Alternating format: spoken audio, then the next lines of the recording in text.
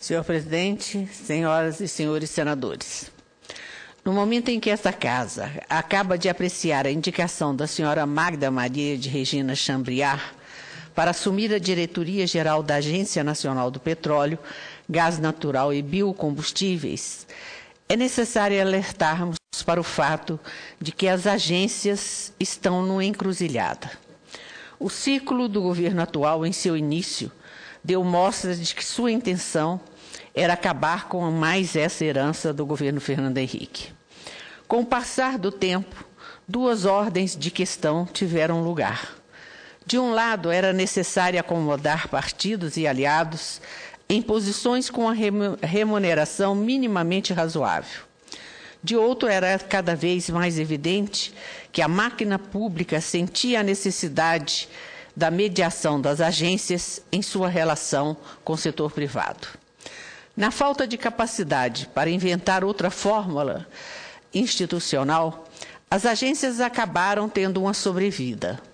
Como no governo, sobrevida não é sinônimo de penúria, as agências passaram a desfrutar de enorme opulência funcional em termos de salários e gastos em geral. Como também opulência não é necessariamente sinônimo de boa gestão, as agências foram trabalhando aos trancos e barrancos, por vezes sustentadas pelos seus competentes corpos técnicos, por vezes sem conseguir nem realizar uma reunião de diretoria frente às lutas em torno das indicações. O Decreto 7.777 insere um enorme risco para todo o sistema regulador brasileiro. Um governo que não consegue sentar à mesa para negociar, coloca em risco a saúde da população e toda uma máquina de regulação. É inconcebível que isso aconteça no Brasil, pois só mostra que estamos em flagrante processo de desmontagem do aparelho do Estado. Em vez de permitir que as agências exerçam o seu fundamental papel regulatório, o governo utilizou-se das agências e o resultado aí está. Greves de um lado, incapacidade técnica e falta de comando do outro. Ou será que, no caso da telefonia, só agora a Agência Nacional de Telecomunicações, a Anatel, notou que o sistema não está funcionando porque as vendas estão muito acima da capacidade instalada? Mas voltemos ao caso do petróleo, onde a realidade não é diferente. A ANP tem demonstrado pouca capacidade de regular o setor. Primeiro, porque não consegue exercer o seu papel regulatório frente à Petrobras, que tem exercido seu peso monopolista contra a agência e o próprio governo. Segundo, porque o mesmo segmento dos riscos ambientais não é realizado a contento. O país agora vê a produção de barris dia cair abaixo de 2 milhões. Assiste a soluções serem sempre postergada para a questão da qualidade do óleo diesel. Constata a expansão das compras externas de combustíveis fósseis. Verifica a enorme dificuldade na regulação da produção do álcool, dentre outros. Não menos estranha a incapacidade do país de fazer do gás um participante importante da nossa matriz energética. O sonho do pré-sal parece escorrer pelas mãos.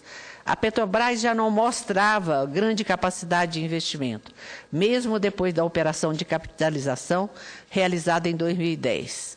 A diferença entre as promessas e a realidade já era imensa em 2011. Uma dessas promessas, a refinaria do Ceará, muito longe de ter o início de suas construções.